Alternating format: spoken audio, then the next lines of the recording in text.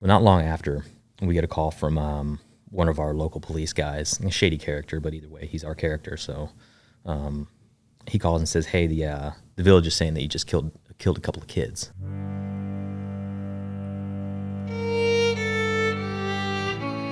As we're riding through there, everything was so quiet, and like the villagers, they're all sitting there like staring at us as we're rolling through. And the only thought in my mind was it was like, this is it. This is when it's going to happen. And if it does happen, it's because I deserve it. They're going to hide behind women and children. They're going to go into buildings because that's what they want. Dude, these guys can throw a dead Taliban guy in a closet and frickin' take a picture of some dead women and be like, boom, it's up, it's on social media. And when you hear the enemy call on the radio to say that we have so many dead here that it's starting to smell and we can't support, like we could hear their desperation. Like they knew that they were fucked.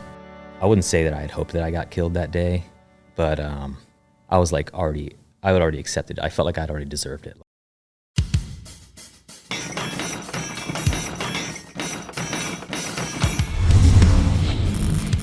Welcome to Mic Drop, the podcast where relevancy is irrelevant and we don't give a shit about your feelings. For those who haven't seen or watched an AC-130 pound something, it's like, it's incredible. Like, because the distance too, you know, you're hearing a report, or you're seeing the puffs of smoke and they're mismatched, and you're just watching a freaking airplane shoot howitzers out of it. And they unloaded with everything they had, not all their ammo, but like every munition, you know, they put on a show.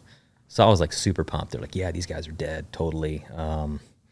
You know, so I was like, yeah, that's great. So a little while later, my snipers report, they're like, hey, there's people going up to the bodies. It looks like there's some women going up to them. We're like, no, we're like, okay, well, let's keep an eye on them, see what they're doing. It's like, it looks like they're trying to hide the weapons. We're like, huh, okay, well, that's weird. Well, not long after, we get a call from one of our local police guys, a shady character, but either way, he's our character. So he calls and says, hey, the village is saying that you just killed a couple of kids. And we're like, no. We saw it. Like, they were bad guys. They had guns. You know, maybe they were young because, you know, in the Middle East, like when someone says it's a kid, they might be talking about like a 17-year-old dude. And we're like, oh, yeah, like kid, kind of, but, yeah, you know. He's old enough to fucking kill you. Yeah, exactly. So it's like we don't think the same thing when they say kid. You know, maybe they're exaggerating.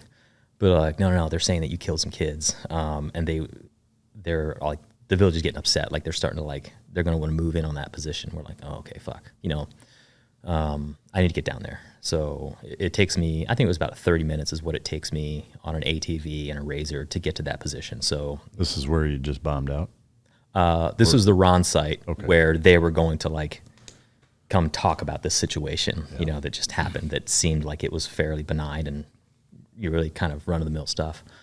But in the end, it's like, hey, the villages are security, and I owe it to them for the conversation. I'm the commander. I called that strike. I'm going to go there.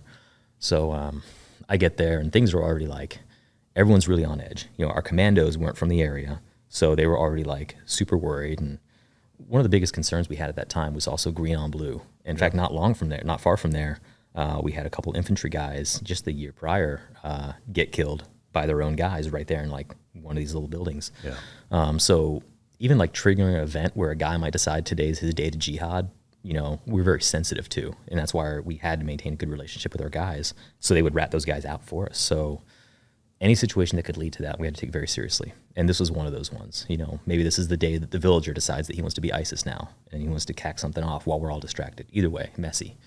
So I get there, and they're like, hey, these were definitely kids. You know, they're going to bring you the bodies. I was like, don't bring me the bodies. Like, I don't care. Like, I've seen dead guys. Like, whatever. Don't do that. I knew they were bad.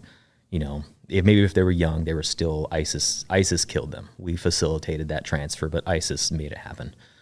So they're adamant they're going to bring the bodies. I'm like, all right, I guess we're going to do this. So I tell my guys, it's like, hey, you guys just maintain security. Let's be ready to roll out if we have to. But like, don't let your guard down. Like ambush. Yeah, I'm thinking like, hey, like, don't put your guard down. I'm going to be the head of this. I'm going to handle this part, but you guys keep your guns up, you know. So this white Hilux truck pulls up, and we were in like, this is like foothills right where the mountains were. So like big valleys. Nothing was fast to get out of there. So this truck pulls up through this dry riverbed, white Toyota Hilux, kind of backs up to where we are, and they've got the tailgate down, and I can see blankets covering these 2 bodies. And I'm like, all right, great. So they walk me up to the truck, and they pull back the blanket. And, I see two actual kids. They weren't exaggerating. They were like 12, probably like 8 or 9. And one thing I remember specifically about seeing them is that they were, like, everything was really clean. They were fairly pale, from loss in blood, but they were really clean. And in that instant, like, where my mind took it was like those kids' faces, they were the same age as my boys at the time.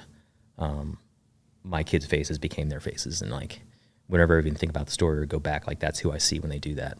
Yeah. And that's the only part they pulled back at first, just down to the neck. And when they did that, maybe it was 5 seconds long, but to me it felt like 30 minutes of just, everything was a blur around me. Everything was cloudy. The only thing I was hyper-focused on was just look at these guys. And I was like, oh my God, I just killed these fucking kids. And then they pull back the blankets the rest of the way. And that's when it was like, that's when all the chaos happened.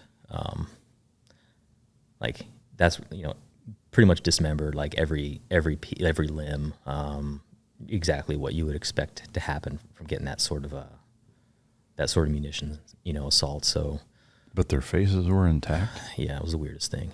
Like, yeah. So they pull it back, and now they're holding up these little kids' limbs, like holding up a little kid's arm and like waving it in my face because they want to show me just how dead they are and just how young they are. And it's like really messing me up. Like, but I have a job to do at that time. I can't like sit there and feel like, oh fuck, I hate that kids had to die, whatever. Because it's just getting worse and worse. The villagers are getting upset, and the IPs, our police are trying to, not IPs, but our Afghan police guys, local police, they're trying to keep them away from our commandos and all this stuff. And again, I just want to get away from the situation before it turns bad, before someone else has an opportunity to kill off an ambush or whatever. So we told our guys, like, hey man, like, we're going to get out of here. I'm sorry that these kids had to get killed, but ISIS gave them those guns. They put them in that position, and that's why this happened. That's the way it is. Blame ISIS. We're not paying for funeral costs. Sorry this happened. We're getting the fuck out of here. So we packed up, and the worst thing about that location tactically was the way to get out of there was through this like dry creek bed with like 30, 40-foot walls on either side. One side with some buildings, the other side with just rock outcroppings, but like the worst place to be in an ambush, to the point where like I was riding back and I was TCing, so I had a saw, a 249 machine gun on a pintle out the right door on this Polaris Razor, and like I don't even think I could elevate that thing high enough, to really be effective. Like I would have had to dismount the gun to even use it if we got contact from up in the hills. So as we're riding through there, everything was so quiet, and like the villagers, they're all sitting there like staring at us as we're rolling through. And the only thought in my mind was it was like, this is it. This is when it's going to happen. Like, and if it does happen, it's because I deserve it. Like I had kind of applied that to myself. I wouldn't say that I had hoped that I got killed that day, but I was like I had already accepted it. I felt like I'd already deserved it. Like, it's not the point to where like if something kicked off, like I wasn't going to fight back. But like I just already kind of envisioned that I was just going to get drilled, and that was going to be the end of my life, and it's because of what I had just done. Like that would be my penance, and I was okay with that. And it didn't happen. Yeah. We got our way through, got our way back to the village, and once we got back to our camp, I downloaded my guns and walked into my room where my friend Matt was. He was the team leader, and dude, I just hugged him and I broke down. I was like, dude, what the fuck are we doing, man? Like I just killed these fucking kids, like, yeah, like all that emotion just come out right there, and. That took me years. And, I'm not even fully over that, but, it took me years before I even got help because I didn't realize how much it was affecting me. Even I went through subsequent deployments and continued my career, semi-successful from that point. But, mentally, like, I had a lot of struggles with that, a lot of struggles with guilt. And every time I started to do well, or every time I tried to started getting past it, it would get worse and worse because that guilt would build. And one of the reasons why I think we have such a tough time in the special operations community is like we don't like other people to deal with our shit. My wife, I don't want her to deal with my shit. I don't want my kids to deal with my shit. So I would deal with it alone. maybe that means like after everyone's asleep, I would put the music on that I knew would take me there, you know, and I would freaking just break down. Or sometimes when I was driving, I'd have to kind of shake it off. Like I would feel my nose would start to burn and my lip would kind of go there, and I would start getting back there, and you know, I'd have to like shake it off because I was like, not now, like I can't fucking do this right now. And I did that for a number of years before I even like considered talking to somebody. It wasn't until I was driving with my kids, taking them to school, and you know, my mind started going there, and I couldn't shake it away. And I'd probably driven for maybe 15 minutes, somewhere around there, before I snapped back into it and realized that I had just driven on autopilot for however long. If anything had been different that day, if a car had pulled out in front, if there was a detour, like nothing, like I would have just gone right into it, because I wasn't, like, my mind was not driving. I was just, you know, thankfully it didn't happen, but I was like, dude, I could have killed my kids. I could have killed someone else's family because I'm not handling my shit like I should be. And that was like one of the most telling ones. Like I gotta fucking figure this out. Like either I need to freaking like I'd never thought about taking my own life, but there was definitely times where I was like, hey, if something happens to me, like that would be okay, which is very similar. So I was like, either something needs to happen or I need to get some help because like I can't fucking do this. Yeah. So would you say that when that happened, that the subsequent days, like, is it something that you thought about every day? No. You know, it kind of built after a while. You know, I put it in my pocket. I had a deployment to do. You know, I had a job to do. I had guys that counted on my leadership, and like, I couldn't sit there and just be a fucking mess, you know? So we continued the deployment. We continued to have a great deployment, you know, very successful, because I just put that stuff away and I said, we'll deal with this later. And it wasn't until, you know, I got home and a couple months later, there's just constantly these thoughts just kept coming up and haunting me and thinking about, man, what could I have done differently? Could I have waited? Are we sure that, you know, why did they say that they were males when clearly they were younger? You know, all these things that run through your head. But in the end, I was holding myself back because I just felt so freaking guilty. I didn't even want to get help because I felt like I owed it to those kids to suffer. Like I was the one who caused that. They died, I didn't. So I don't deserve to have a life that's fulfilling. Like I should just be a freaking miserable wreck. Like, so. Yeah. I'm going to take a quick break. I do want to let you guys know the way that you can support the show is to support our sponsors.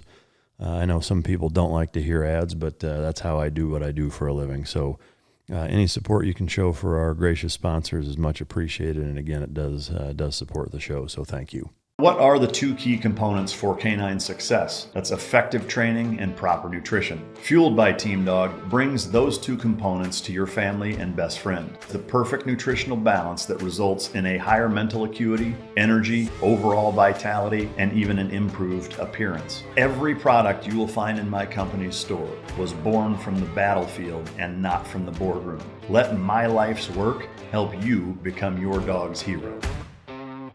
Was there any after action from an investigation standpoint, even if it was in-house or non-official, like where you talked to the AC-130 guys that told you that? Was there any follow-up internally? Yeah, I had asked. I said, hey, can you just please confirm for me, like, what this one? They were like, yeah, man, like, we've got the tapes. Did you watch them? You know, no, I never watched them. Yeah. Yeah. I don't know if that would have changed anything. Yeah. Yeah, and we were always like pretty sensitive to that. Like we had a couple airstrikes where we killed like a bunch of people in one. Where it's like, hey, this one looks a little bit shorter. Okay, let's hold off. Let's see if he separates from the crowd. So we were always like really diligent in making sure that our munitions killed who we wanted to kill. Yeah, and it's just this one, what they saw and wasn't quite accurate. Yeah. I'm sure it's not the first time that's happened. It's probably happened 1,000 times. You know. Yeah. But yeah. I mean, even on our own guys sometimes. Yeah. Know? So. No, I mean that's one of the harshest, most grim realities of war. I think is collateral damage. You know, and it's tough. No two ways about it. And it's to reinforce too is that like people need to understand that evil does exist. Like we think that only in the movies people would be that evil or only whatever. No, there are people who are truly evil. Yeah, there's people in the United States who are evil. There's people all over the world that are 100% evil who don't care about you. Don't care. They don't want to talk to you. They don't want you to come counsel them and to not like, they're evil people who will do evil shit. Yeah. And you know, that exists. That is reality, you know? Yeah. And I think that the tough thing about environments like that, whether it's, I mean, I've had guests on that were in original Somalia and, you know, Black Hawk Down Somalia, and the shit that they did with women and children there, using them as shields and putting them in impossible situations, like kneeling, like having a woman stand there with her legs in a V and them kneeling between her legs with a barrel sticking out, lighting up guys, and they have no choice but to fucking gun both of them down. Yeah. And that's something as a leader that, you know, I had to, because I knew what I was going through, especially on our next deployment. And I had to tell the guys, like, hey, like, this is their MO. Yeah. They will fight, and then they're going to go into a house where there's women and children. Mm-hmm. And then when you kill them all, they're going to take pictures of the women and children, and that's going to go hit social media. Yeah. And that's what they're going to do. That's their MO. It's way more effective than anything else they can do, is they can build more people and recruit better if they think that we're out there killing women and children. Yeah. So it's telling the guys, like, look, you need to understand that if you fire that shot that kills a woman that they're hiding behind, that they killed that person. Like, they are responsible for the deaths of every single person that they hide behind. Mm-hmm. And that's the message that it needs to be. And you can't hold back and not fire because of that. And it sucks. It sucks to ask a guy to do that. Sure. You know. Do you feel like you are past it now? I feel like I am as past it as I've ever been. Yeah. Or it's reconciled. Yeah. I passed the major hurdle for me was realizing that I could still be successful and I could still live. I could remember the situation and I could honor that by kind of sharing the message. But that doesn't mean that I have to hold back. You know, because from the time that happened until I started getting help, like, I was always just, I feel like 70% of myself. Like, I was never like, anytime I started to do really good, I just felt like I'll call them episodes. I hate to call it that, but I guess that's what it was, like, would ramp up. Yeah. So I kind of tied the two and two together. It was like, the worse I'm doing, the less I deal with this, you know, as far as how well I'm doing. So it wasn't until a buddy of mine who had been getting help, I didn't even realize, he got medically retired for PTSD. And he was like, yeah, man, you know, my wife told me that I just wasn't who I was before. And, you know, he started mentioning all these things, that I was going through very similar things. And he was one of the snipers during that event also.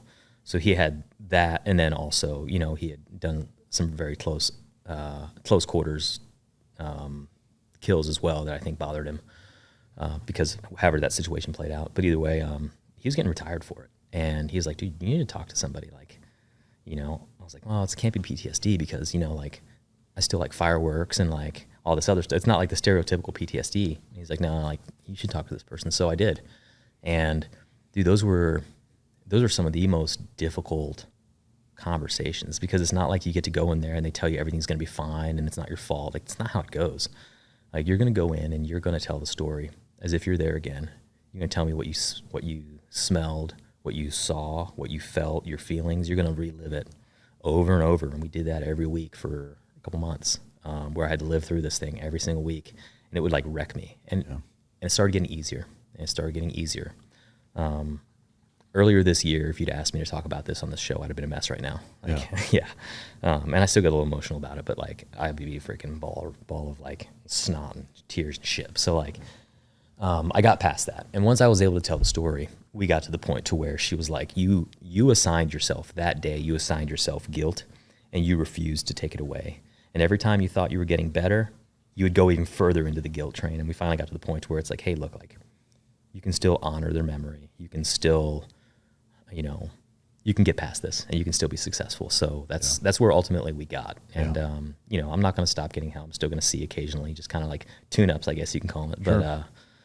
But that like the entirety of my career after that was all kind of dealing with stuff underground with nobody knowing about it. So, Wow. Do you have any idea beyond what you've already mentioned in terms of the technique? Were there any, I hate to use the word buzzword, but, you know, like there's brain spotting and EMDR and like all these different kind of therapeutic concepts that are used in psychology that do you have any idea? I'm not sure. You know, I think she had kind of a general diagnosis, you know, like a chronic PTSD diagnosis, but I don't know like specifically. Was she like a PTSD specialist? Yeah. She's behavioral health. And then some of that tied in because I was at the same time I was going to that center for TBI stuff because I was like, I do have a lot of issues with short-term memory now that I didn't used to have. And as they're realizing more and more that TBI is not just necessarily, hey, you got your bell rung hard one time and that was it. he's like, no, like a prolonged career of eating door charges or being around RPGs or shooting off like freaking like multiple Carl G's freaking like inside of a Connex apparently isn't good for your brain. So like, you know, so it was like a multitude, you know, of PTSD and TBI at the same time. Which is again why I'm at the beginning I was talking about the book I was reading, because like I'm very interested in the brain health and where we're going with that now. Sure. So, yeah, fascinating. Have you talked to your kids at all about that day? Have you told them about it? No. Do you plan on having that talk with them at some point? I mean, I know they're still pretty young to. I'll just give them the link. Yeah. You know, I talked a little bit about it with Greg Anderson when I was. He was the first podcast I ever did. Yeah. I talked about it there, so they're open to hear it. Yeah. You know, and they can ask me about it, but I'm not going to sit them down and talk through it with them. Yeah. You know. Yeah. Is it something where you still think about it a fair bit now, or are you? Definitely not as much as I used to, and it's different when I think about it now. You know, it doesn't feel like an attack. It doesn't feel like I'm going to shut down, but I'll think about it. I'll get a little bit emotional about it, and then I'll kind of like go back into what we would do, and you know, my talks with my behavioral health lady, and it's not as debilitating anymore. Yeah. Have you spoken with your wife or your dad about it? Never talked to my dad about it. I don't think I will. Yeah. Send him the link. I'll send him. Yeah, he's I'll free. send you a link. He's free to listen to it if he wants. My wife, so she actually got a glimpse of it one time. We were about to go on our second Afghan deployment. Things were a little rocky at home, and because we were about to deploy again. So we decided to go to this pre-deployment marital counseling thing. It's just like, hey, let's just go here and let's just kind of see if this helps, because we know this is about to suck. And it kind of came out a little bit in that, you know, she was talking to me and I was like, yeah, I guess there's just one thing where I kill these kids and it like messes me up occasionally, and I kind of like started tearing up a little bit. Was that the first time she had ever heard? That's the first time my wife had ever heard. Dude, what that. a fucking bomb to drop. Dude, yeah. And, you know, did she like turn and look at you? I think she just started crying. Like she was like getting emotional about it. So, but the lady was like, she's like, yeah, I mean, work can be tough. So anyway, wow. Like, okay. And moving on. I guess that's also why I never decided to get help for such a long time, because I had kind of reached out a little bit and I just got, work can be tough. And I was like, well, fuck it. I guess war can be tough and I'm just being a wuss right now. So I'll just drive on. So like they kind of shut me off. If there were any walls that were coming down, they were now reinforced and they were doubled in size, you know? Wow. So yeah, like I tried a couple times. You do these surveys after deployment that just says like, hey, is everything okay? You know, whatever. And like, I remember for the first time I actually checked the box. It'd be like, do you want to talk to somebody? Because, you know, I was like, yeah, I want to talk to somebody because I like break down occasionally about this thing. And it was like, after that deployment. It was after the first deployment still before the next one. Yeah. And like, it never went anywhere. So I was like, okay, I'm just going to suck it up because war is tough. Wow. You know? So like. That's fucking terrible. Yeah. It is, and that's why. Like, why are you going to ask if you're not going to do anything about it? Yeah, I don't know. Like maybe we just didn't mesh well, or maybe she was listening but not listening and just going through. You know, I don't know. Yeah. Wow. But yeah, like now when I mention that, people are like, "Holy crap!" Like they just totally missed that. I'm like, yeah, I like went out and said it, and like I was ready. I opened my arms. I was ready to get help. Yeah. I mean, on the Army side with the questionnaire, if you're checking a box like, yeah, I'd like to talk to somebody, and they never follow up, like, what the fuck? Yeah. Because you always think, especially as it's becoming more and more prevalent, they were like, hey, we really care about mental health. Yeah. Hey, we really want you to go get help. Yeah. So then I was like, when I tried, I was like, oh, is this just talk? Like, asking for help isn't weakness. Well, apparently it is. Yeah, I was like, do we really care about this? Because what you're telling me is you want us to talk, you're not going to kick us off teams, and it's okay. And it's just like, oh, maybe. You know, maybe someone else's experience is my different. That's only my experience. Yeah. You know. Yeah. So, yeah, man. So you had to drive on with that deployment. Yeah. It sounds like it was largely buried for the rest of that one. And just, what was there significance in the rest of the deployment, or was it pretty same stuff, run of the mill? No, it was kind of the same. It was kind of the same stuff, you know, cat and mouse and fighting ISIS and all that. And then, you know, it actually ended up being really good towards the end because we moved up. We were now at this other camp, and now we were doing Countertaliban for the last couple months of deployment.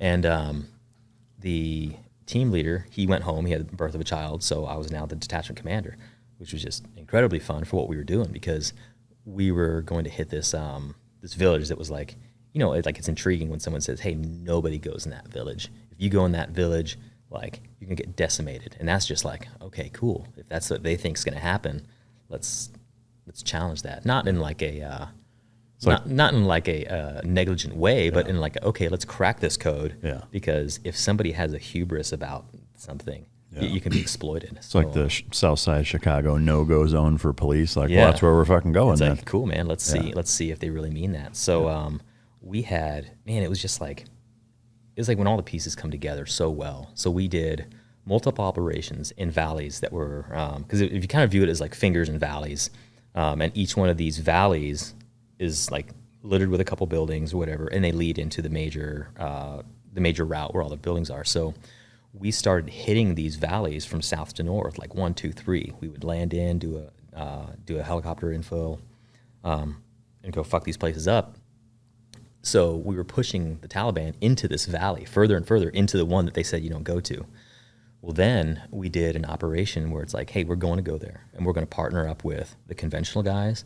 We're going to partner up with the 3-letter agency and their partner force, and we're going to go through and we're going to fuck down this valley. And in the meantime, we had also partnered up with our conventional counterparts that were advising the Afghan military, the regular guys, and it was like all the pieces that should be playing together played together. Like SOF went in, we went in at night, we gained the ground. Conventional came in during the day, held the territory, gave us the opportunity to move further, and we did multiple day operation, and we went through and we freaking tore that valley up, like kept pushing them further and further back. And it was just, with the way that went down, like afterwards, it was me sitting with like the TAC East general and the chairman, Joint Chief of Staff, Dumford at the time. He came and like they wanted to hear the brief. They were like, this is the answer. This is how it should have been the entire time. Like this integration, the thoughtfulness in like setting the conditions for a major operation, retaking territory, like all this stuff. He was like, this is the first time since I've been involved in Afghanistan that I feel like it looked right. Wow. And this is 2016? That 15? was 16 or 17, right around there, yeah. So it was like, wow. These guys who've obviously been involved were like, man, this is the way. And we're like, great, we did something that's the way. Yeah. And, obviously that's not the way things went, but at the time, it looked great, and it was really rewarding. So yeah, we had a kick-ass rest of a deployment, really beneficial, captured ground that nobody was able to capture for a long time. And that was it. Yeah. So that's how the rest of that one went. It was great. Yeah. Wow. So you came home. Yeah. Were you of the mentality or mindset that, I guess first, how long were you home before you had to redeploy or deploy again? Somewhere between a year and 18 months or so, because I was back in 2018, so not long. Yeah. In that time that you were home, did you still squash the feelings that you had from that? Was that you knew you had to go back and just continue to bear it? Yeah, I think I was passively doing it just because I was so busy. Like other shit to worry about. I don't have time to deal with this stuff. Yeah. So I just, wherever I shoved it when it first happened, like I shoved it pretty far down because it didn't really start surfacing up much until like after I was done deploying. Yeah. And I guess it's like you get stagnant and all of a sudden you've got time to think and you have time to process. Unwind and all that, and my body said, hey, now it's time. You have to visit this. So even my next deployment, I don't think it really caused much of an issue. Yeah. So you guys went back to Afghanistan. Yeah. So back to Afghanistan. But now you're fighting Taliban. Now we're fighting Taliban. It's a whole different ball game. It's a different ball game, but we're also, what set the conditions for it to be really strange was that this was when we were doing the negotiations. So you remember in Qatar, we had, I can't remember the guy's name, but he was like, hey, this is who Trump appointed as like, he's the negotiator. And the Taliban had their heads over there. So we were in a mission set where every single thing that we did and every single thing that the enemy did was directly contributing to the negotiating power of their representative. So on one hand, we had to show that we could dominate anywhere we wanted and that we could do it without getting hurt. On the other side, they wanted to be able to show that they could still take a district center, they could still overtake a town, or they could still cause casualties to conventional forces. So that was the balance. Those are the big negotiating chips, So when your mission set is, we want you to apply maximum pressure. We want you to kill a bunch of dudes, but do not get hurt, whatever you do. Yeah. So now you're like, well, you're asking me to do two things here, because the more kinetic and the more violent we get, the higher risk there is of a bird getting shot down or frickin' guys getting stitched up on landing. So like as a mission planner, you're going through and trying to fit these exact parameters. Okay, what are the chances we can get here and we can actually get them to fight us, but we don't want them to fight us too hard because we want to kill guys. So it's like, it was a really weird game. Yeah. And every single, like when you do an operation, you would have ComCam with you and they would do the BDA, and that's why they wanted those pictures. So they could say, hey, man, we are fucking down the Taliban left and right, which is why you need to come to an agreement here. Same thing the Taliban's doing. Like they would go find a district center or whatever that was like super far away that there's no way we would get to, and they'd go take a district center, be like, look, we took a district center, Taliban flag here. So, you know, so we're not going to negotiate. We still have power. So that whole deployment was all based off of supporting a negotiation.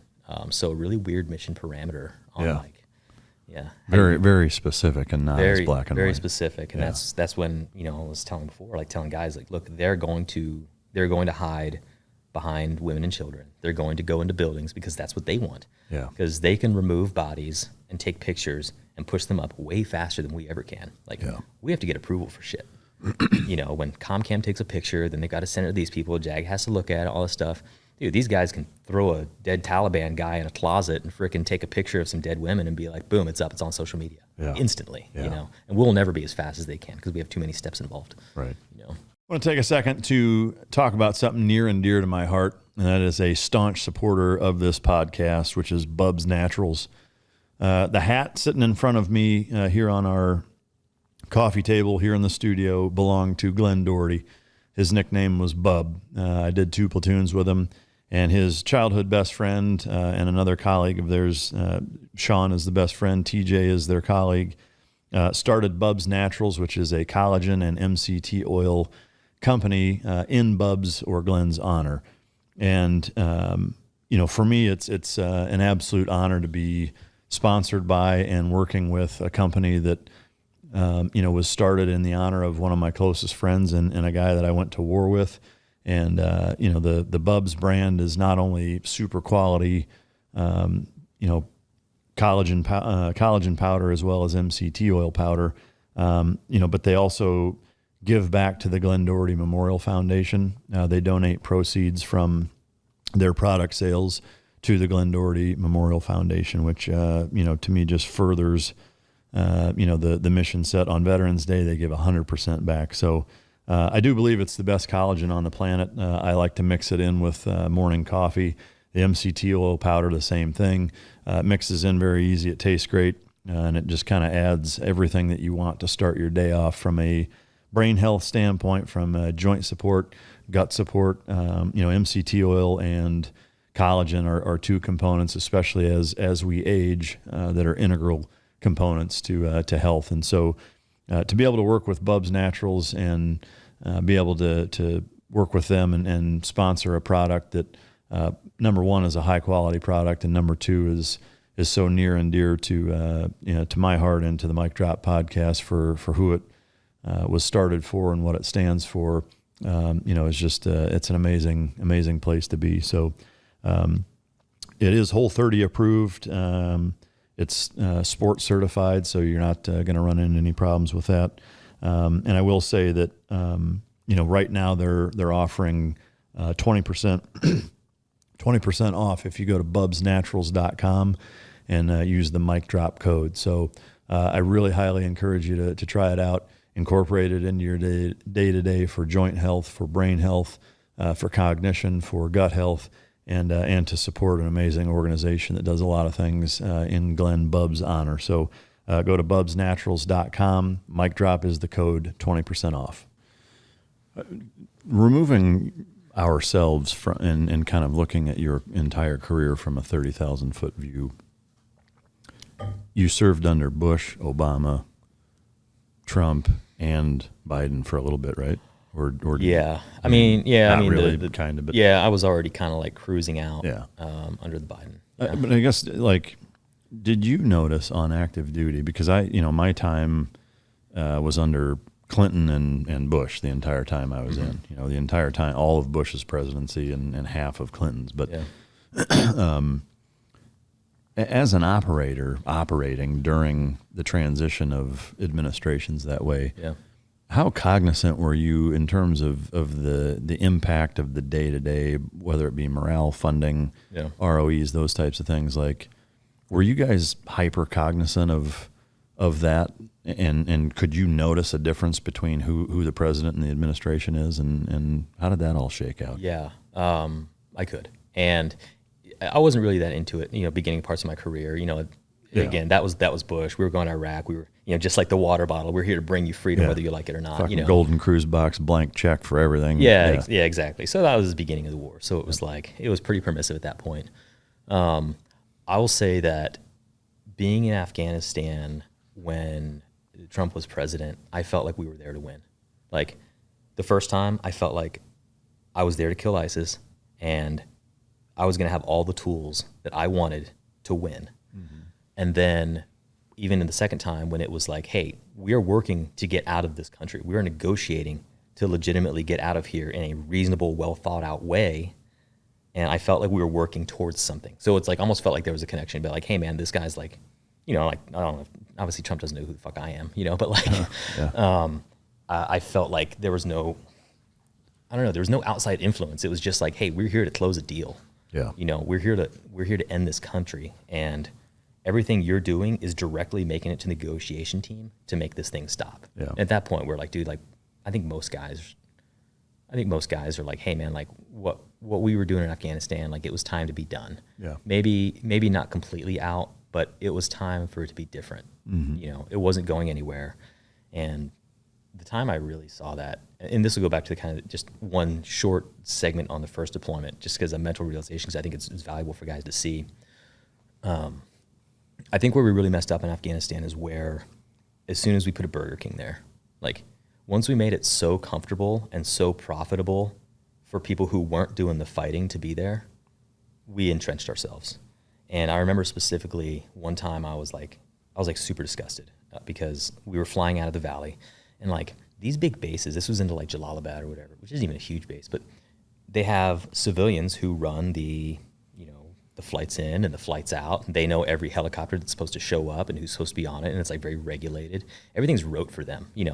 Afghanistan might as well be freaking other side of the world to them, because they live on this base, they make a shitload of money, and that's all they care about. So we had just lost a guy on one of our other teams. He took a sniper round, and it was a good friend of mine, Steve Criven, and he got killed. So we were all fucking super angry about it. And I remember we flew back into JBAD, at night on Blackhawks that weren't on the list of birds to show up.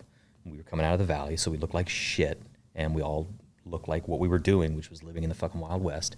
And I remember getting off the bird and walking up to that counter because we needed to get a room for the night.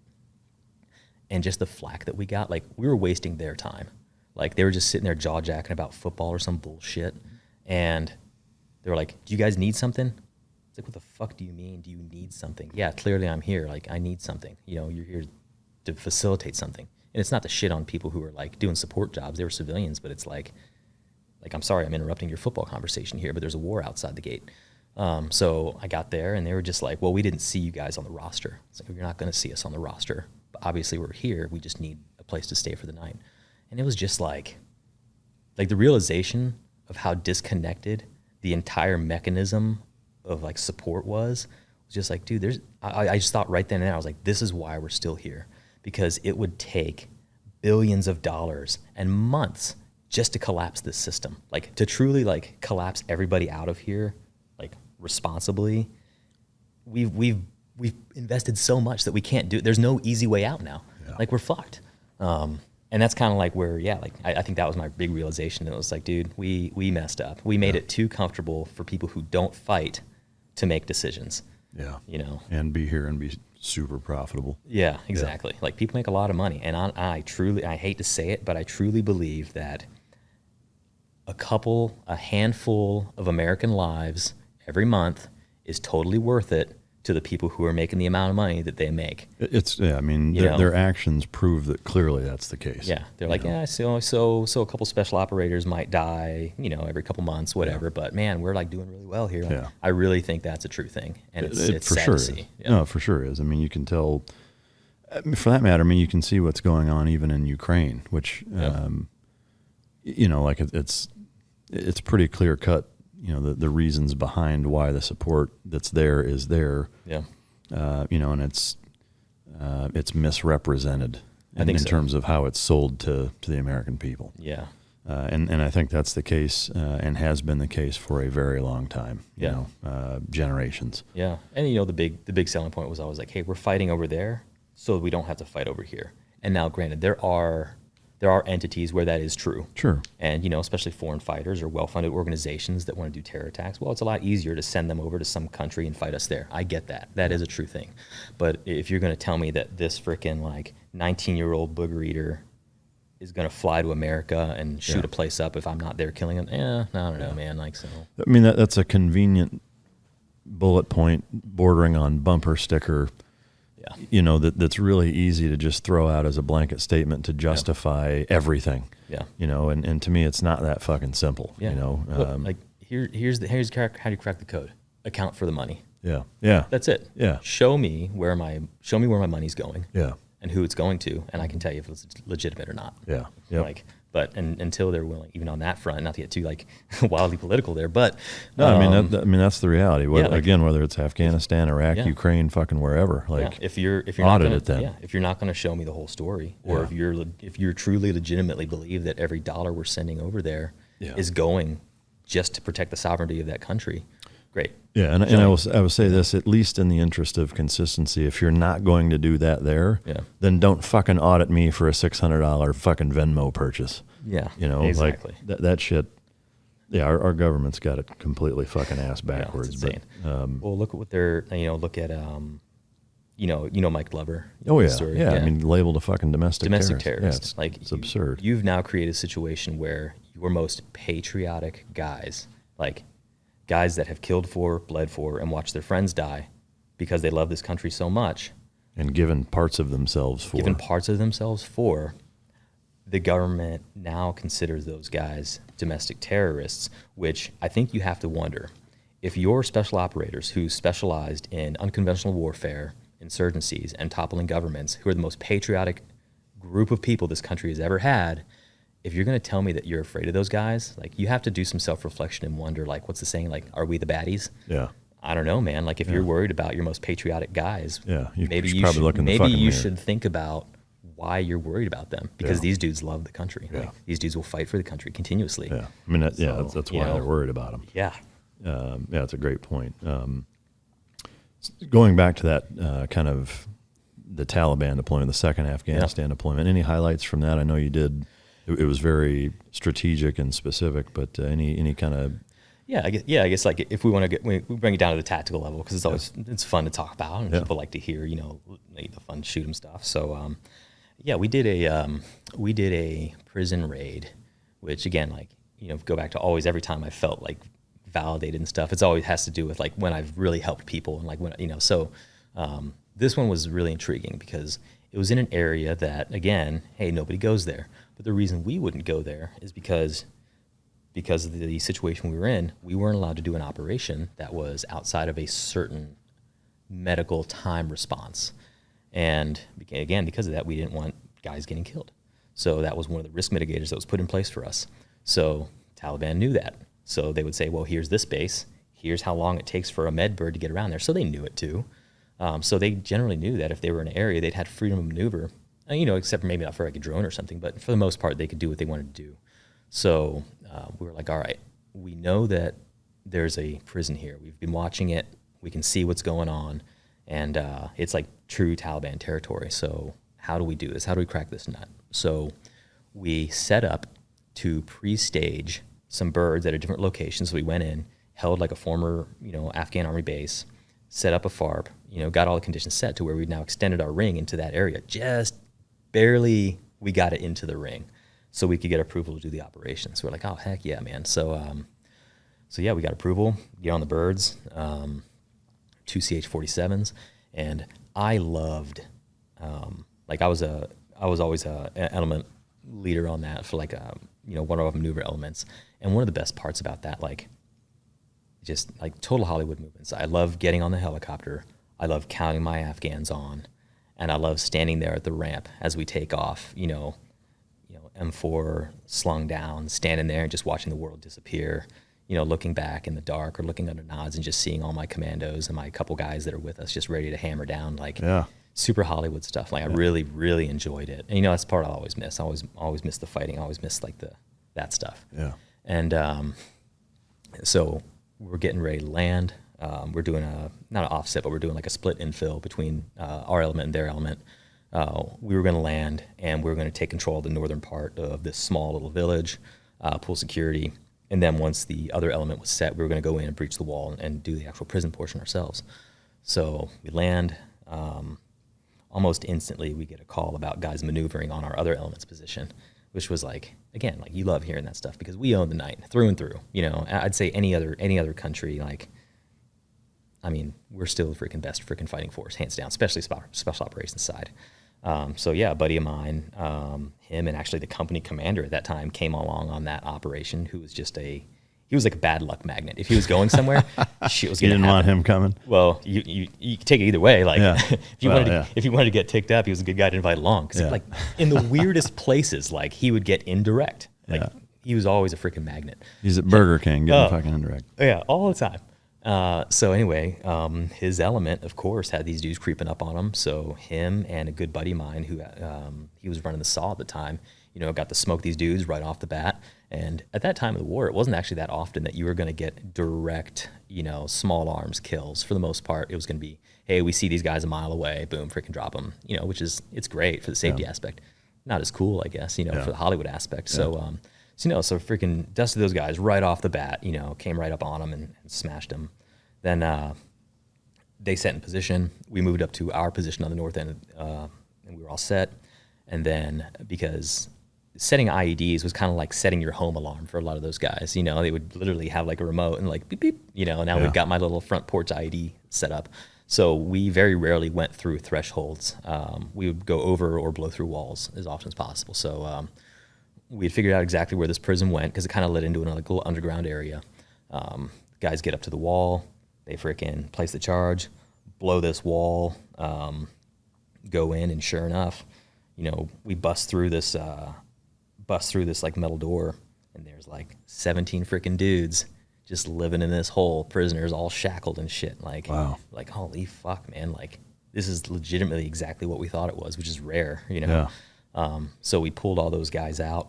Were they in really rough shape? Really rough shape, like yeah. Half starved and dehydrated. Not only just in a hole they couldn't get out of, but shackled to the floor as well, like terrible conditions. So we pulled those guys out. And again, like, for those who aren't aware too, like just because you pulled someone out of a hole doesn't mean they're a good guy. So you still have to treat everybody as a detainee, even the guys you capture, and you clear that shit up later. You can't, accidentally, hey, this guy was actually like a bad guy amongst those dudes, and he's got a grenade under his man dress or whatever. So, can you describe the smell real quick? Like knockout, like, yeah. Have you ever like, I don't know, have you ever like gone to the bathroom at night and, maybe you didn't flush, like you took a piss and you didn't flush, you didn't want to wake anyone up, and you wake up in the morning and you open that toilet and you're just like, oh fuck, dude, like that little film of urine, like just imagine that times 10, like it's fucking bad. So, so we pulled those guys out, and after we smoked those first two guys, I think everyone kind of realized that, hey, we're not going to fight back anymore. So all the guys for that point that we had detained, we knew they were bad guys, but we can't just smoke dudes, especially with like ISR around. You can't just like freaking hammer guys that are giving up. So we took all those guys, and we actually ran out of room on the helicopters to bring guys back. So we kind of quickly said, okay, well, these are the guys that are probably the most bad. These guys, I don't know, whatever. So we actually locked them in their own prison. We put them down into the hole and got our own locks and freaking like locked their little gated door shut and put them back in their own prison, which was entertaining. And then just as like an additional FU, we like every motorcycle that we found in town, which was probably like 50 motorcycles. It was a shitload. Because when guys get bored and frustrated, they do funny shit. Hey, nobody's fighting us. All right, well, let's fuck with these guys. So like every motorcycle we could find, we like put in the center of town. And then our Charlie was like notorious for slaying motorcycles. So like our demo guy, our Charlie. So like he freaking blew up all these freaking motorcycles and left like a fucking motorcycle crater in the middle of the village. And like, Jesus. We found like it was like their sew shop for like Taliban swag. So we all came home with like freaking like little Taliban headbands and like Really? flags and all this cool shit. So it was that's like, cool. it was just super rewarding, you know. Again, you get to smoke a couple dudes up close. You get to blow through a wall. You get to freaking like, you know, pull prisoners out. And then, yeah, I mean, you get on the, that was probably my second to last operation in my life, my career. And yeah, like everyone gets back on. You get into, I'm back on the helicopter and you just watch the world go away like it's a movie. Yeah. Wow. Yeah, super fun stuff. That's the part I miss. Like, Yeah. you know, So the prisoners that you left there, you left them there? yeah. No idea what happened to them? I mean, we kept ISR on the next day to kind of see, and eventually someone came by and, you know, you could see them there pissed off about all the motorcycles, and they freaking like, Yeah. you know, opened up and let those guys out. But it was just one of those things. It's like, hey, we can't get another bird here. We can't take these dudes. We couldn't do anything without them. Like legitimately, because every time we flew out, we were maxing out like the load limit on these birds. You know, think you might have like 35 commandos with machine guns and RPGs and all this shit, like all over across the floor. Like, you know, you can fill up a CH-47 pretty quick. Yeah. You know, I never had a chair. I was always on the ramp. I mean, I liked it anyway. I thought it was cool, but yeah. Wow. What was your last operation? Was it not anticlimactic? Or? Yeah. That was the last one that went kinetic in any way. You know, I think we had maybe one more that I was on. Again, we tried to do another one out in that far area, but I think word had gotten out, be like, hey, there might be a raid here. So yeah, it was super quiet. It was cool. It was on Black Hawks, and when you're flying on Black Hawks with outdoors, it's kind of cool, you know. But so yeah, I got a little bit of the Hollywood stuff on it, but that was kind of it. You know, the real last one was just a QRF op. You know, we got all gunned up to support a team, and you know, it was actually I was jealous because a couple of our guys got to go on that op, but the rest of us were back for QRF because they, you know, they just wanted that continuity if we got activated for it, because they were going. And it was cool. We had the 160th supporting that one, and like if you've ever flown with those guys, man, it's amazing. Fucking blind. Like those guys are incredible. It's very different, you know, than flying conventional air. And I remember, so I always carried a 320, which, you know, for those of you who don't know, it's the newer grenade launcher. So not like the underbarrel one that you put on your M4, but it's a standalone. And if you take the buttstock off of that thing, it's just like a big ass pistol. So I didn't carry a Glock for the most of the time, you know, overseas. I usually carried a 40 millimeter. And I had this one grenade that I had painted up, you know, like Pickle Rick from Rick and Morty. It was my little missile Rick. So I like had him painted up, and he was always like, that was the one that I was going to go to first. And the junior Delta on that team, I was like, I had relinquished my 40 millimeter. I'd given it up. I gave him missile Rick, and he freaking smoked dudes with it. No shit. Yeah, man. Like they got into it in that operation, had a couple guys, and free freaking blasted them with my 320 with my missile Rick, and freaking like. Well, at least it got used. At least it got used. I was like, motherfucker, dude. Yeah. Like, but yeah, but for that one, like I was just in their ops and just monitoring their operation. I didn't get to hop out on it, and I was like, son of a bitch. Good for you guys. Yeah. Good for a young guy to get into it. Yeah. But God damn it. Yeah, God damn it. Yeah. I spent a lot of time painting that little thing. All right, guys, as you know, I'm into health and fitness, and specifically how nutrition relates to it. Coffee has been a staple of mine, and I think most people's for a long time. As you know, I'm a big proponent of Mudwater, which is a sponsor of this show. They have been for a while now, and we have a great partnership. I love their product. It's a phenomenal alternative to coffee. For me, you know, coffee, there's jitters, there's mold in it. You know, a lot of times it tends to kind of upset my stomach. But Mudwater has adaptogenic mushrooms. There's a fraction of the caffeine that coffee has. There's a little bit, but it's very, very little. And it really leans on mushrooms and the blend of matcha and chai for kind of that sustained energy that continues to go and doesn't crash the way coffee does when it runs out. They use lion's mane for alertness, cordyceps to support physical performance, chaga and reishi to support the immune system, turmeric for soreness, and cinnamon for antioxidants. I really enjoy that first cup of warm liquid in the morning by taking Mudwater instead of coffee, and I'll put just a splash of heavy cream or even some protein powder, some collagen powder, and I also throw usually a couple drops of stevia or monk fruit vanilla to make it kind of a thick, normal morning coffee ritual type of concoction. And I got to tell you, it does wonders for me, and I'm really, really glad that I switched. It's been, a better part of a year now, that I've been taking that and using that as part of my daily morning routine, and it's fantastic. I love it. I can't recommend it enough.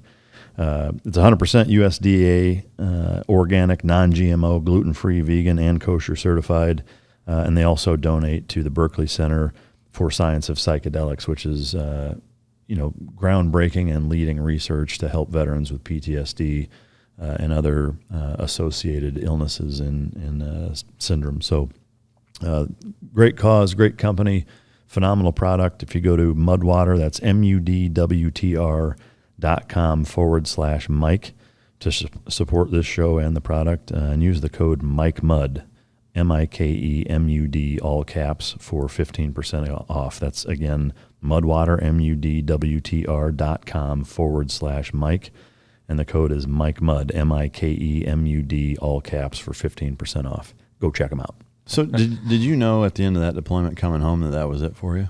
Yeah. Yeah. Yeah, I had already kind of knew that I was going to get picked up for something. I knew that the chances of me going back to Afghanistan were low. Yeah. And we were shifting towards Europe. The funny thing, 10th Group has always been regionally aligned with Europe.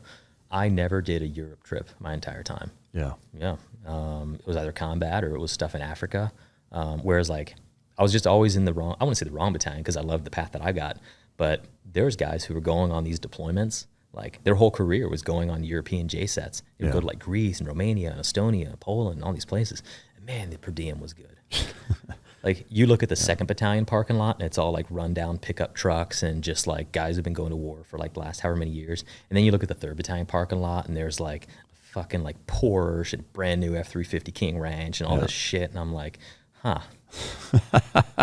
I can see why and my wife was just hey, all my friends are getting out of debt and buying new Range houses Rovers and and shit. doing well, and why do you have to be the one? I was like, yeah, I bet those guys kind of wish they were doing what we were doing to a point, for sure. Yeah. So I never did a single Europe trip in 10th Group. Yeah. Yeah. That's amazing. Yeah. All right. So coming home, I'd like to kind of get into your transition out. I know we talked about you kind of going through the issues you had with that operation. Were there other things that you struggled with, or was that kind of the main? No, that was it. Yeah. Anything else that I'd done or been involved in, really didn't affect anything. Yeah, I think it was all just developing, and ultimately this is developing as well. Yeah. But that was the only thing kind of holding back. But I was in a very unique position where there's not a lot of officers who are mountain qualified. It's very rare that somebody goes through, and I was the most likely opportunity is going to be my case where I went through as an NCO, and then commissioned after that. So I was told, hey man, either you can go to Bragg to go do this whatever planning, J5 position as a warrant, or you can go take the mountain school and you can not move.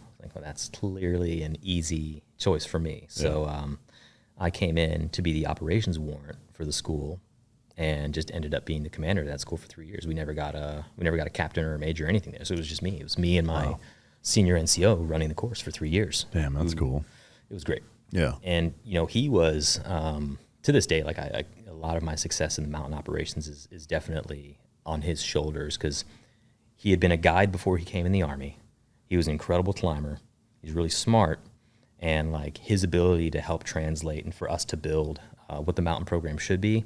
I don't know of very many other people that we could have had such a successful product if I wasn't working with him on it. Yeah. And to the point to where when I say we wrote the program, we legitimately rewrote the entire 350-12, 350.34, the manuals that Army Special Operations and Special Operations Command overall uses for everything. So we were it. We were the latest authors for the entire mountain program for Special Operations. Damn, that's wild. And we had those conversations a lot.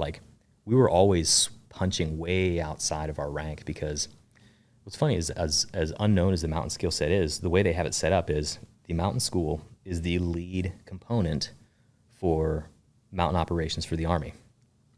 Well, the Army is the lead component to mountain operations to special operations. So it's almost like you wear all these hats inadvertently to where like, hey, yeah, I'm the OIC and the operations warrant for the mountain school here where I've got 18 cadre, but I'm also the advisor to the SOCOM commander on mountain operations and all that shit. So it's like all of a sudden it's that thing. You pull back the curtain and you expect to see the experts and there's a fucking mirror there. Yeah, wow. You're like, Jesus, is anybody going to challenge us? Because every Are we time that fucked up? Dude, every time we ask someone, be like, hey man, this is what we're thinking. What do you guys think? Well, you guys are the experts. They're like, well, what do you guys think? We're like, fuck.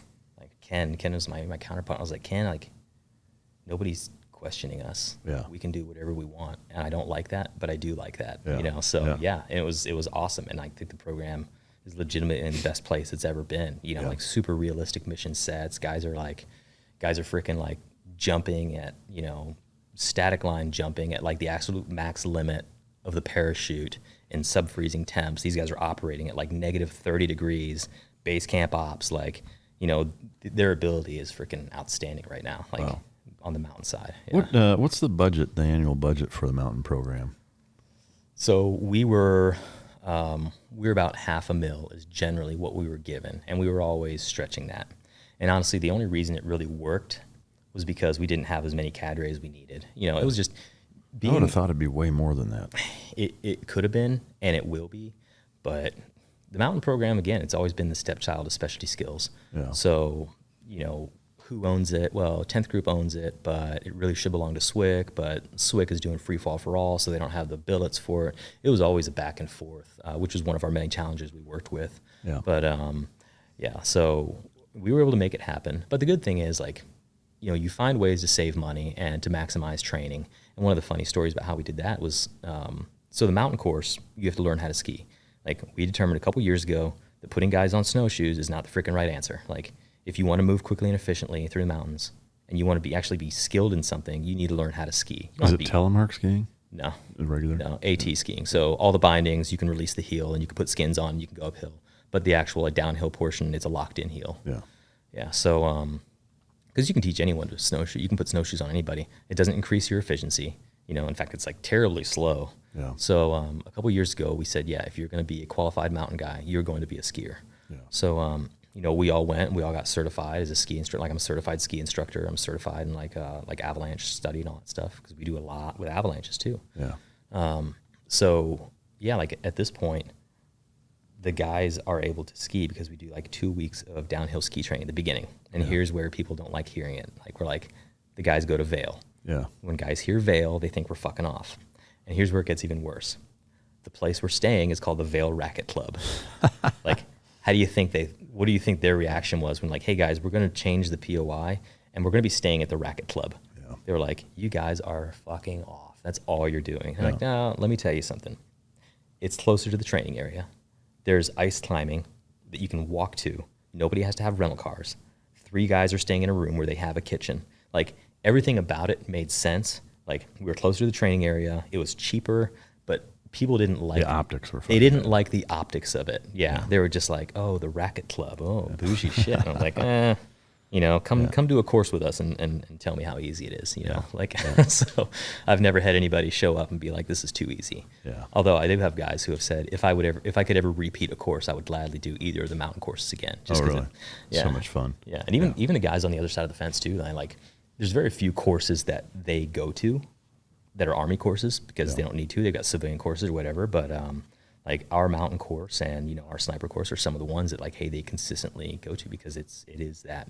Like, it's good. Yeah, that's awesome. Before we get into your transition out, when you shave your beard, do you look like Paul Rudd? I don't know. I don't know if I've got that. I got Matt Damon. I used to when I shaved the beard and the mustache. I go between mustache and beard generally. I barely ever go clean shaven anymore. Yeah. All right. So you transition out, or you decide, okay, you did your 3 years there. It's time to pull chocks. Yeah. Was that at all a family decision, or was it pretty much your? It was a joint decision, but I didn't know that was going to be my last position because once I got to the point, and it really creeps up to the point where it's like, oh my gosh, I could retire. Yeah. I could have put my retirement packet in 6 months ago. You know, I'm that close to where if I literally just wanted to walk out, I could, you know, generally. So I told myself that when I stop having a passion for the job and when it seems more like work, is when I would find something else to do. And I kind of hit that point. You know, GWOT was over. And I'm a GWOT generation guy. That's everything I known was all surrounded about that. I wasn't super hyped on Eastern Europe. I wasn't super hyped on Ukraine. And honestly, like my position, I was no longer going to be a team guy. Like I gotten selected to, for W3, which I turned down.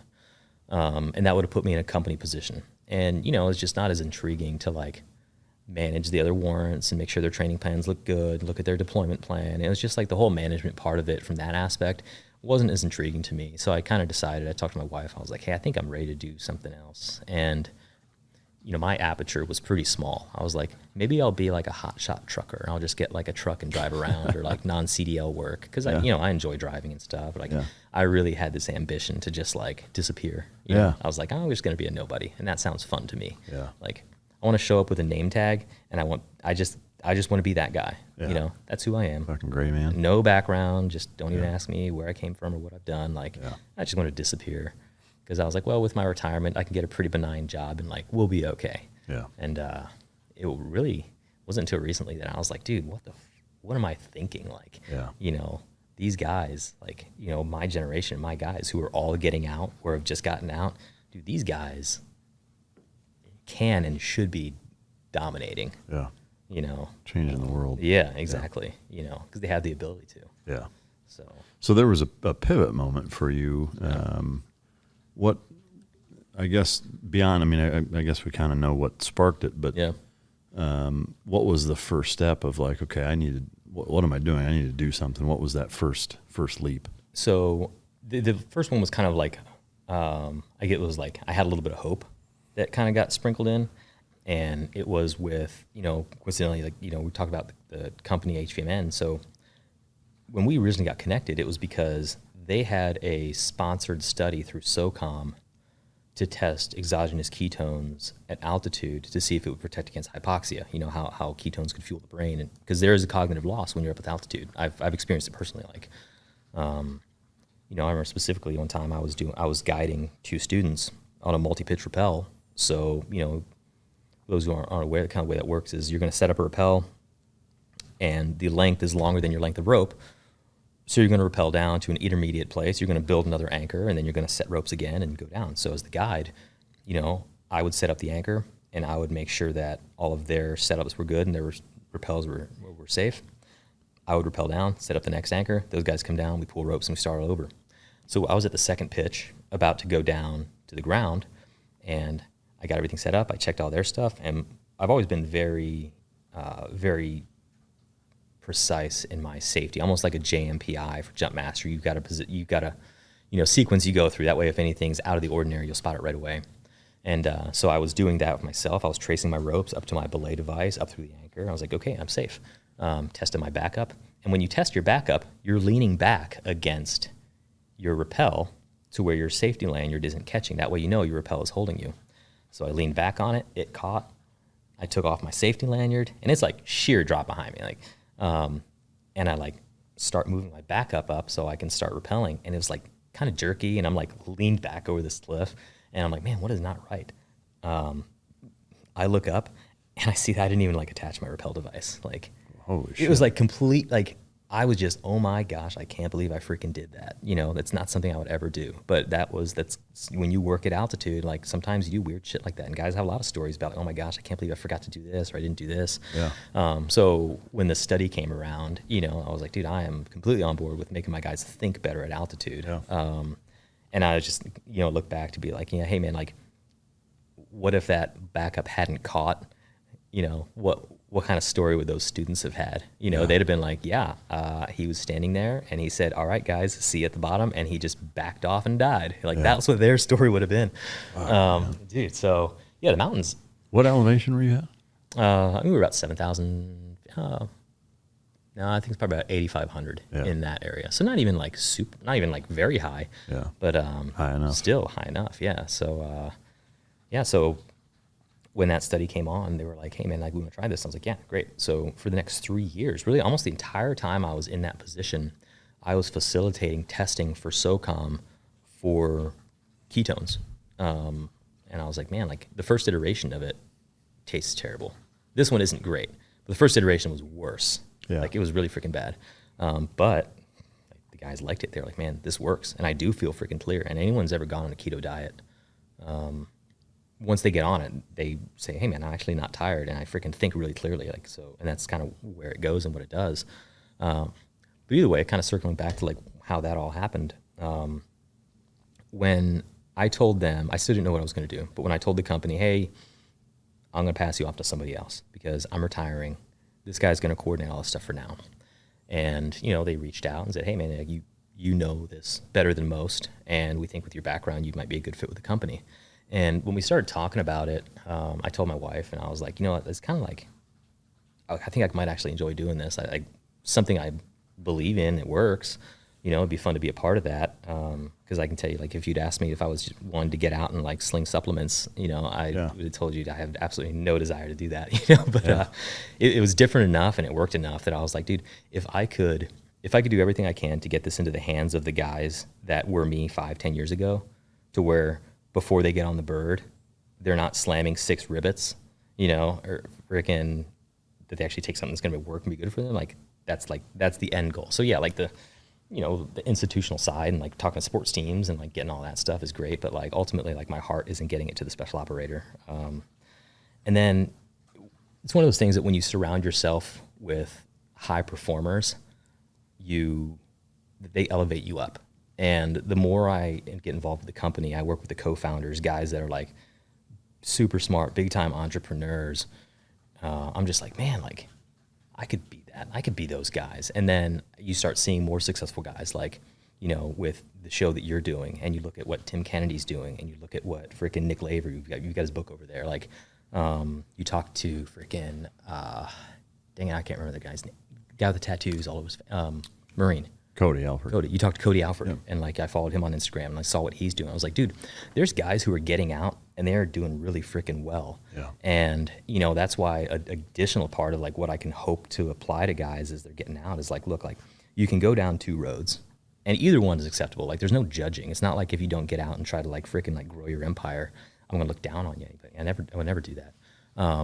But to know for those guys that the opportunity's there, like especially GWOT guys. Like, you've got Marcus's brother. He just went to Congress, right? Like, freaking awesome. You know, like guys that care about this country, guys who sacrificed everything for the country, who are now at a point to where they think that their government is willing to lie to them because they're fucking hungry. Yeah. They're hungry to be CEOs. They're hungry to be in politics. And they're hungry to freaking take shit back. Yeah. You know, and that's not like in an aggressive, threatening sort of way, but it is. Like, guys are like, you know, and they have that ability, and fucking enough is enough. That is the GWOT generation, which is why, again, I'm adamant that like 10, 15, 20 years down the road, like GWOT generation is going to, I won't say run the country, but they are going to freaking like be very influential in everything we do, because these guys have a passion. They've seen the bullshit. They also know violence, which is important. Yeah. You know, because people who know violence don't seek violence. Yeah. You know, true violence. Yeah. You know, your policymakers, they're guys that know that they're going to never be on the receiving end, and their kids are never going to be on the receiving end of a bullet. Yeah. You know, so they can make decisions willy-nilly. Yeah. So, I'd say that for guys that are like, man, I'm going to get out and just dig holes. Dude, if that's what you want to do, you just want to drive trucks, dude, freaking do it. Be the best truck driver you can. But I guarantee, like, with your skill set and your mentality, you could be very successful. Yeah. Well, I think that's a brilliant point, and I think to further that is that, you know, the state of the country is a direct reflection of the collective mean total of its citizens and what they're willing to put up with. Yeah. You know, and so, like, if the country is in a sad state of affairs, like, well, what are you doing about it? Yeah. You know, and if the answer is, well, I'm just being a gray man and I don't want to rock any boats, well, then you don't really get to bitch then. Yeah. You know, like, if you're not willing to either create a platform or inspire change in some way, or do something that's a net positive. Not to say that digging ditches and whatever, driving trucks. I mean, you name it. Not that that's not a net positive to society, because you know, God knows, you know, the country needs a significant infrastructure that's built around jobs like that. However, to your point, I think, you know, having guys that have been all over the world, that have seen behind the curtain of our government in a lot of different ways, you know, the military and three-letter agencies and in actual politics, and that's what's going to be the difference between the cycle of hard times create fucking strong men. Yeah. That if we don't take the guys who have that experience, who know violence, who understand the way the world works, and that know what's right is, and willing to go sacrifice and be that change and make a difference, then our country's fucked. Yeah, so, exactly. Like, and I put this out, as the pitch, if anyone is in a hiring position out there, man, look for soft guys. Yeah. Conventional too, but obviously I'm biased to it. But these guys are problem solvers. Yeah. And they will enhance your company like no other. There's team guys, and that's their mentality. Guys don't like to fail, and they're known for doing the most with the least amount. Yeah. So, and that's GWOT's going to dominate. So speaking of morning routine, and really throughout the day, health and fitness and overall well-being is something that I focus on as I get older. I get more and more kind of in tune with what works and what doesn't. And I recently started working with Ketone-IQ, which is HVMN.com. This product is a really, really good way to start the day, as well as basically just anytime you need a boost from an energy standpoint. You're getting ready to do something physically demanding, mentally demanding. Before I record, I take a shot. First thing in the morning I do before workouts, to recover after workouts. I take it multiple times a day. And there's no sugar, it's vegan, there's no caffeine, there's no salt, gluten, no artificial flavors or sweeteners. And it works from a ketogenic standpoint, giving your brain and body the fuel that it needs to do tasking tasks. So, it's a phenomenal product, an amazing company. That's HVMN.com.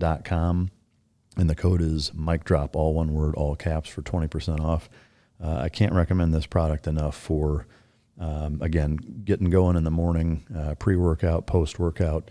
You're tired in the afternoon. It's a super healthy way to feed your brain and your body from that kind of glycogen replenishment standpoint that tends to crash a lot of people when they're using caffeine products or carb products, et cetera. So I love this stuff. I use it several times throughout the day, and I encourage you guys to check it out as well. It's hvmn.com, and that code is MicDrop for 20% off, all caps, all one word. Yeah, no, I agree. I mean, because you think about it, most of the generation of guys are in their 30s and 40s, so 20 years from now, 50s and 60s, that's what most politicians and big CEOs and big policy drivers, decision makers, et cetera, are in that group, So, I mean, to me, that is encouraging. Yeah. From my perspective. If you look at what Evan did with Black Rifle. Yeah. I had the opportunity to sit down with him last week and kind of hear intimately his story of literally selling his TA-50 out of his garage to fund coffee making shit. Yeah. And look what they're at right now. Yeah. Guys who are hungry can succeed. Yeah. For sure. And it's going to be a culture shock. It still is for me. Even getting the position I'm in right now, where it's hey, I am building a sales team so we can let people know what this is and coordinate all that stuff. I still hear terms that it's just hey, this is, your CPMs or your customer acquisition, all these acronyms and all these data tracking methods to see filling the sales funnels and all that stuff. Conversion it's rates. all new and it's all that. Yeah. But I have to look at it the same way as if I explain to somebody max effective range of a particular round based off of the grains and the barrel twists and to them it would sound okay, just tell me how far generally and tell me, does it go bang when I pull the trigger? Yeah. Does it hurt when it hits somebody? Yeah. Okay, well that's good enough. It's the vice versa. So again, it's going to be a learning curve getting to the corporate world and understanding that. But even flexing social media, that's something that we shied away from for a long time. Yeah. Using that as a valuable tool as well. So it's going to be different. There's going to be culture shock, but man, when you're in it, guys will do really well. Yeah, absolutely. So with Ketone-IQ, I mean, how would you kind of describe what exactly, what's your main deal with him? I know in the bio it's, institutional government sales, but what does that mean? Yeah, so what that means is, for the product, we have a couple different ways that people would get the product into their hands. You've got direct consumer, so if someone was going to go on the website or Amazon, or they could go right on, they could order Ketone-IQ at our retail cost. There's the retail side, which is if you are a store or in any way, if you intend to take the product from us and sell it to other people, you can get it that way as well. So we have a retail lead that I work with. Now the institutional side, that's you plan to buy in bulk in order to distribute. So if you were a sports team, if you ran a gym, if you were a unit or a government organization that says, hey, we want to buy as much of this as possible, that way we can give it out to guys before they go on operations or before they go work out or whatever, that's my lane. So I work with organizations like that would do that. So the biggest part of it right now is just education. It's very new. Yeah. Now, ketosis and studying like that is not new. It's over 100 years old. We first started seeing people using ketosis to treat different things. But exogenous ketones and the ability to just drink it and instantly enter ketosis is a fairly new thing. So a lot of it's like, hey guys, it doesn't taste that great. We're working on that. Got it. But your anaerobic, your aerobic, your cognitive function, everything is improved being on ketones. And the reason why, again, because my water's better than your water because if you drink it, it makes you Superman. No, like it's like scientifically, if you look at the way that ketones work, there's only so many things that can fuel your body. And if you have to look at your body as a multi-fuel generator, you've got the diesel generator that runs the stadium lights and can go for freaking 2 days straight on barely anything. And then you also have race cars that need to run on freaking 120 octane race fuel or AV fuel or whatever. And your body is like that. Depending on what you're doing and what your output is will determine what kind of fuel your body needs. Ketones are an incredibly efficient fuel. That's diesel fuel. So by having that on your body, whenever you're not pushing extremely hard and you're just going basically day-to-day stuff or even like long-range movements when you're not like really increased heart rate, you're going to be running off ketones, which means your glycogen stores aren't being used. So in guys that have a 0 to 100 style job, like firefighters, police officers, special operators, where it's like you could be patrolling all day, not doing shit. And then all of a sudden it goes down and it's time to perform. And now you're carrying somebody and now you're sprinting with gear on. Like now you have all those glycogen stores still that you can dip into. Like I haven't used my race gas because I'm running on ketones. So it's an efficiency thing too. Yeah. Have you run into any, like if, let's say in that same example is that you're taking ketones so that you don't deplete glycogen, but then you end up not going into the balls to the wall mode in terms of, okay, well now I've got all this extra glycogen and I'm running off ketones. Like, is there a concern or have you seen any effects of weight gain or, if you're taking this stuff every day and not blowing your wad, so to speak, that can happen? No, like you honestly, you have to, like there's times where you have to remind yourself to eat because there's a couple reasons why people get hungry. One is like it could be legitimately like you're addicted to sugar because it is an addiction. Sugar cane, cocaine, they're very close because they're incredibly addictive, So when you're on ketones and your body is fueling, you don't get the signal to eat. Yeah. Like, which is again, it's like, hey, if I know I'm doing something but I'm running on ketones, like I have to make sure that I eat something, that way I've got that there. A big area that we just started moving into as a result of a study we just did is in the CrossFit and anaerobic side because, our original target audience that was doing really well with the product, it was like super like ultra endurance athletes or like there's like a huge percentage of the Tour de France riders that use ketones.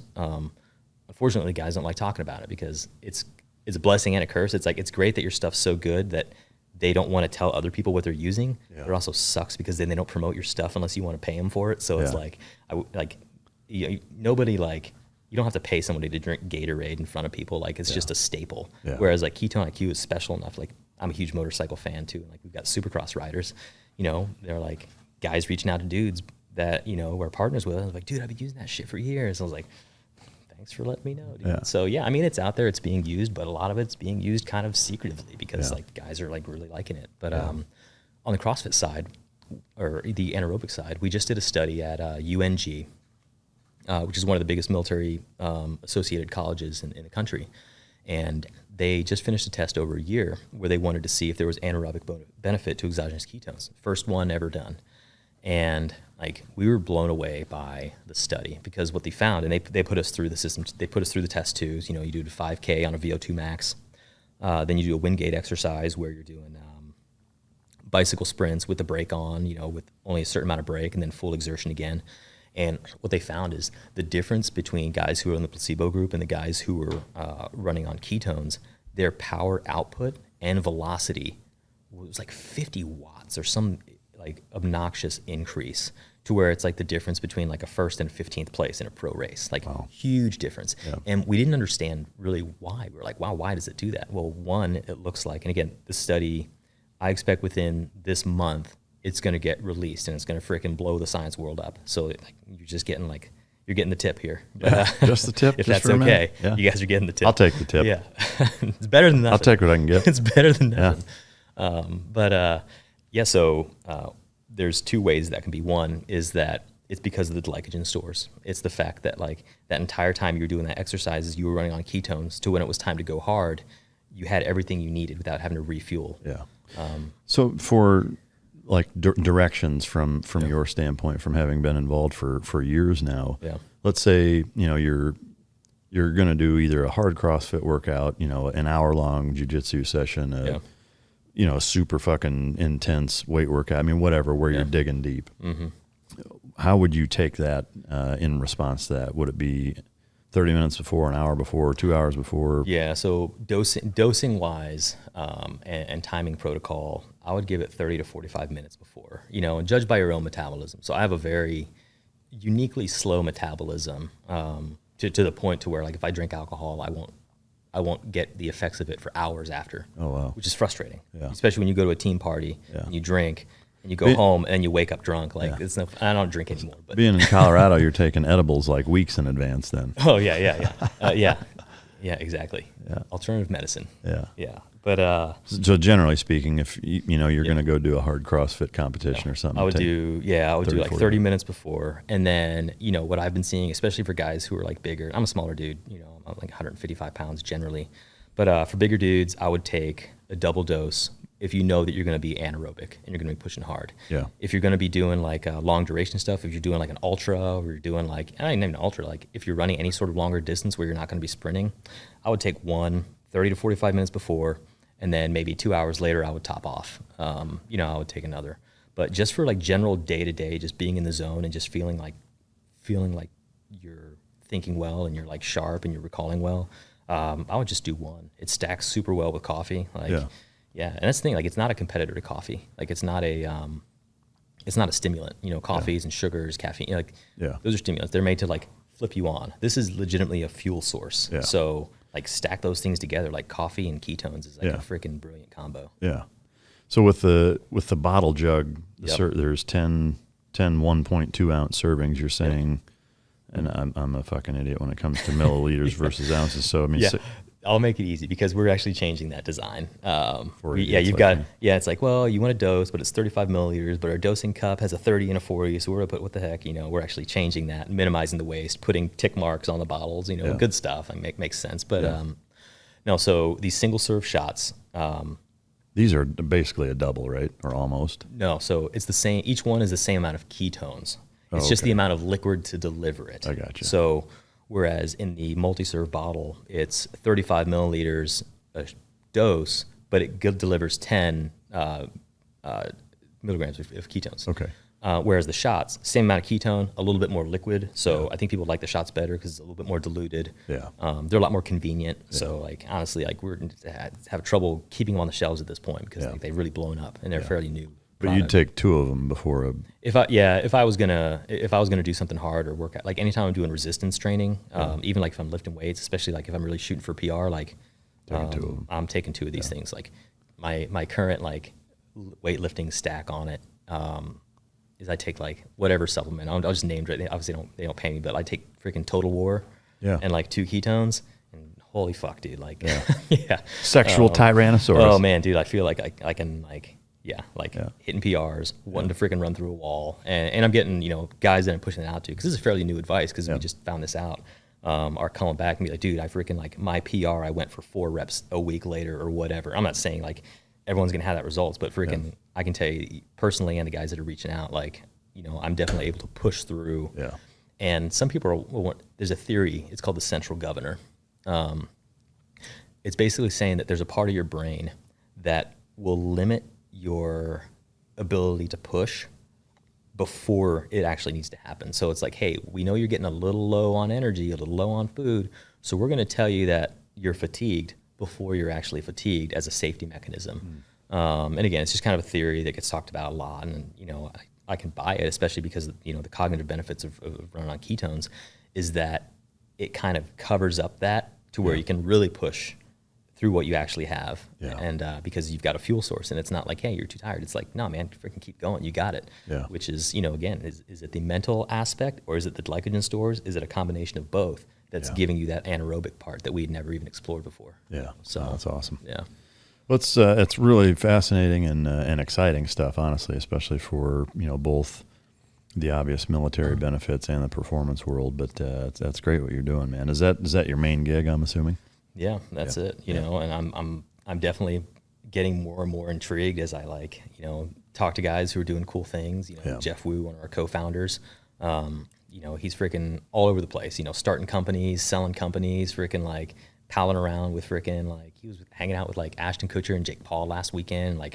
Just super rock star stuff, all business oriented. It's not just flaunting stuff. Yeah. But it definitely makes me wonder. It's man, how big can I go? How much of an empire can I build? And this is really just the start. Yeah, I've never invested. I've been a paycheck to paycheck guy, Yeah. running my family my entire career. So now it's dude, Sky's the limit. Sky's the limit. Yeah. Yep. Amen. Well, it's fascinating shit, man. You have a great story. Anything else you want to cover before we wrap up? No, I don't think so, man. I just appreciate the opportunity to come on and tell a story and That's a fascinating story, and I think especially in hearing you kind of delve into the kind of mental trauma and the issues that you've had to work through are both imperative for veterans and other folks who have been through traumatic experiences, as well as encouraging for all of those folks as well for those same reasons, is that I think it gives people hope and encouragement to understand that there's a time to work through it and it needs to happen, because one thing I've seen in a lot of guys is that kind of in a similar fashion is that when you're in that fight or flight mode of something very traumatic like that happens and you by default you're just not in a place where you can work through it or deal with it. You have to suppress it. Is that will work for a period of time, but it will come back. And then the unfortunate part is that not only is it going to come back, it's going to rear its head at the most inconvenient times, and it's going to do it and generally hurt the people that you love the most. That's such a huge part of it, because again, we're very good at being in the zone, and we're very good at doing the job as necessary.